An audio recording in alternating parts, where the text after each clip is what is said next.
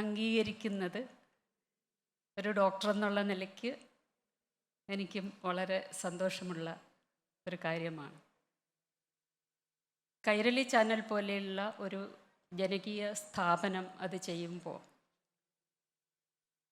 അത് ഡോക്ടർമാർക്കും ജനങ്ങൾക്കും ഒരുമിച്ചെത്താനുള്ള ഒരു വേദിയായിട്ട് ആണ് ഞാൻ കാണുന്നത്.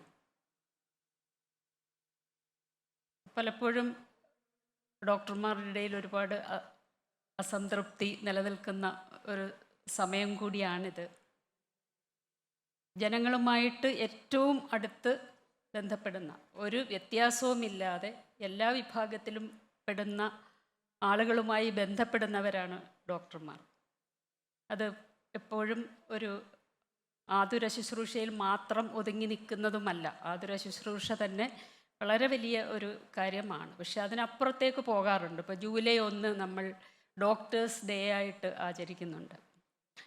അവിടെ ഇത് തന്നെയാണ്, മറ്റുള്ളവരുടെ ഒരു അംഗീകാരം പലപ്പോഴും മറന്നു പോകുന്ന ഒരു കാര്യം ഓർമ്മപ്പെടുത്തുക. പക്ഷെ ജൂലൈ 1 എന്ന് പറയുന്നത് ഡോക്ടർ BC റോയ്, ബംഗാളിലെ BC റോയിയുടെ ഓർമ്മയ്ക്ക് വേണ്ടിയുള്ള അദ്ദേഹത്തിൻ്റെ ജന്മദിനവും ചരമദിനവും ഒരുമിച്ചുള്ളതാണ്. BC റോയിയുടെ പ്രത്യേകത, അദ്ദേഹം യാതൊരു ശുശ്രൂഷ മാത്രമല്ല, അതിനപ്പുറത്തേക്ക് ആരോഗ്യ സ്ഥാപനങ്ങൾ സ്ഥാപിക്കുകയും അതിനെല്ലാം ഉപരി ഒരു രാഷ്ട്രീയ പ്രവർത്തകനും മുഖ്യമന്ത്രിയും ആയിരുന്നു എന്നുള്ളത് കൂടിയാണ്. ഇപ്പോൾ ഡോക്ടർമാരുടെ പ്രവർത്തനം ഏതെല്ലാം തലങ്ങളിൽ വ്യാപിച്ചു കിടക്കുന്നു, അല്ലെങ്കിൽ അതിൻ്റെ ഒരു പ്രാധാന്യത്തെ കൂടി പരിഗണിക്കുന്നതാണ് നമ്മുടെ ഡോക്ടേഴ്സ് ഡേ.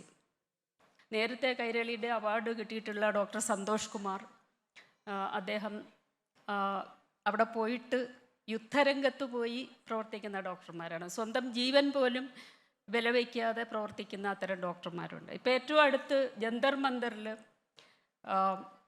വിദ്യാർത്ഥികൾ സമരം ചെയ്യുമ്പോൾ അവിടെയും ഒരു വിഭാഗം ഡോക്ടർമാർ ഓടിയെത്തിയിട്ടുണ്ട്. അപ്പോൾ ഞങ്ങളെപ്പോഴും പറയാറുള്ള ഒരു കാര്യം, വിർഷോ എന്ന് പറഞ്ഞിട്ടുള്ളൊരു പെത്തോളജിസ്റ്റ് ഉണ്ടായിരുന്നു. അദ്ദേഹം പറഞ്ഞത്, രാഷ്ട്രീയം എന്ന് പറയുന്നത് വേറൊന്നുമല്ല, it is medicine at large scale എന്നാണ് പറയുന്നത്.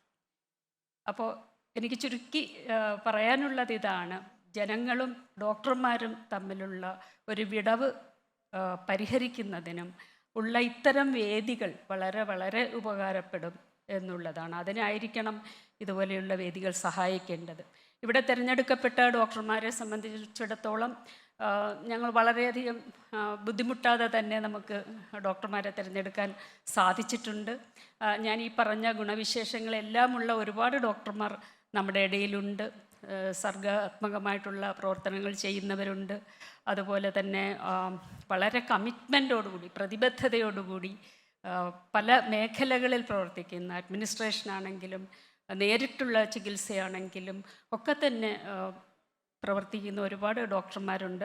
അതിനിടയിൽ നിന്ന് നമ്മൾക്ക് ഏറ്റവും അർഹരായിട്ടുള്ള ആൾക്കാരെ തന്നെയാണ് നമ്മൾ ജൂറി തിരഞ്ഞെടുത്തിട്ടുള്ളത്. അവർക്ക് അഭിനന്ദനം കൂടി അറിയിക്കാൻ വേണ്ടി ഞാൻ അവസരം ഉപയോഗിക്കുന്നു. നിർത്തുന്നു. നന്ദി.